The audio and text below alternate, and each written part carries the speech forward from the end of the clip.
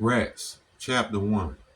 It was a sunny spring day of early May in southeast Washington, D.C., which found a young blonde-haired Caucasian woman walking down Good Hope Road in southeast Washington, D.C., wearing a pink sundress as she held the hand of a 4-year-old biracial boy in her left hand.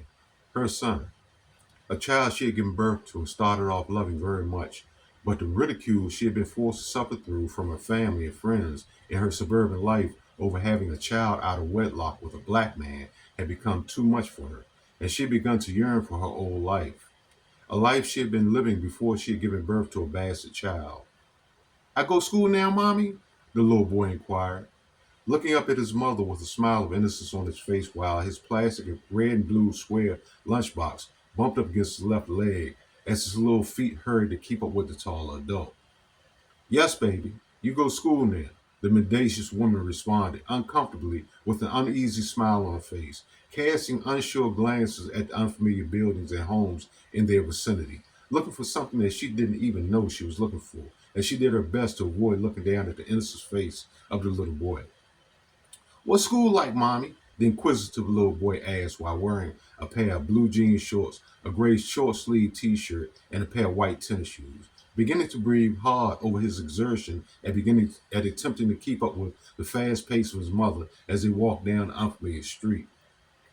You're going to love it, baby, the woman uncomfortably replied before she turned down a long, garbage strewn alley between two abandoned buildings after having found the place she had been unconsciously searching for. There are going to be a lot of children your age there, and you're going to make a lot of friends. I want friends, Mommy, the elated little boy told her, wrinkling up his nose over the foul smell of detritus and defecation which permeated the alley. The woman started walking towards one of the large rusting garbage dumpsters in the middle of the alley with a single tear of angst and trepidation beginning to fall from her right eye. I need you to stay right here for a few minutes, okay? Yes, Mommy, the unaware little boy replied with a smile of innocence on his face, standing next to a huge garbage dumpster while he cast an uncertain look up towards his mother. I still go to school, Mommy? Yes, baby, but I have to get something from the store first and I'll be right back. So you just stay right here, the flagitious woman exclaimed before she turned to walk out of the alley with only a small bit of remorse over what she was getting ready to do entering her mind. Walking out of the alley with the same nonchalant attitude of any other person would have who had discarded something they no longer wanted, hurrying to get back to her affluent lifestyle in the suburbs of Virginia. The little boy stood next to the tall dumpster for the next hour as he waited for the return of his mother until he got tired enough to sit down on the urine stained, dirty concrete as he continued to wait for a mother he would never see again. Hours had passed. The little boy died, and the darkness of the night had befallen him. But he continued to wait by the dumpster for his mother without having any sort of understanding that all schools would have been closed by that time, doing exactly what she told him to do so that he would not upset his mother any more than she had already been over the last few months. With his mother getting so mad at him a couple of times that she had smacked him really hard on the right side of his face, and even after that, she had hurt him, he never doubted that his mother loved him. So he waited for her to return. With him having finally gotten hungry enough to open his lunchbox in the darkness of the 9:30 night, so he reached for one of the sandwiches his mother had packed for him in his attempt to quiet the rumblings of his tiny stomach,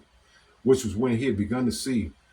a large dark brown rodent moving alongside the wall of the abandoned building towards him, quickly becoming scared after he saw the rodent coming in his direction, causing him to really want to run out of the alley as fast as his little legs could carry him. But he stayed where his mother left him so that she would be able to find him once she returned. The little boy began to break off little pieces of his sandwiches and throw at the rodent in the hopes that the little bits of food would be enough to keep the rodent away from him, which seemed to work for a short period of time. But after a while, the rodent started to move towards him again,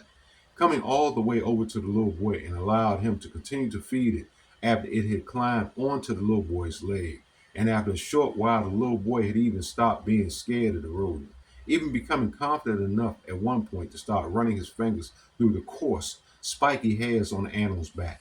which was when it had begun to rain, starting off with a deluge of a downpour that caused the rodent to move from its comfortable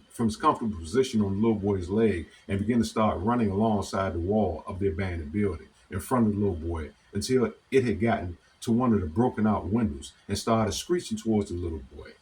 making the little boy begin to think that the rodent wanted him to follow it.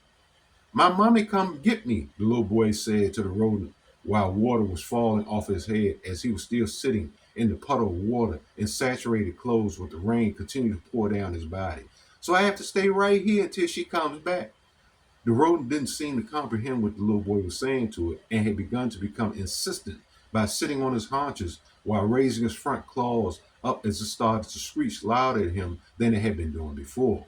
The little boy was still sitting in the puddle of water as it grew bigger around him, with his young mind beginning to understand that he would most likely drown if he continued to stay where he was. So he stood up and followed the rodent into the building, crawling through the same broken out window the rodent had just used to enter the building. And when the little boy entered the dark, musky basement, he was able to see a whole bunch of destroyed, discarded furniture scattered throughout the basement after his eyesight had adjusted to the darkness. With the rodents and roaches, he could now see an enormous room, easily outnumbering the discarded furniture.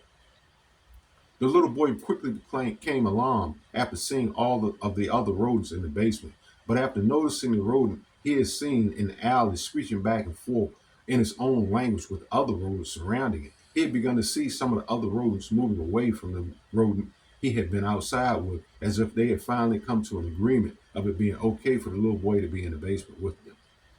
After the little boy's eyes adjusted to the darkness of the enormous room, he began to venture deeper inside of it. Going deeper into the room and coming across an overturned wooden cabinet he was able to lay down on, using the uncomfortable wooden backside of the cabinet as a bed. But the little boy was so tired at that point that he quickly fell asleep, without even realizing the huge rodent which had been outside with him had crawled up onto the cabinet with him and curled up into his arms to fall asleep also.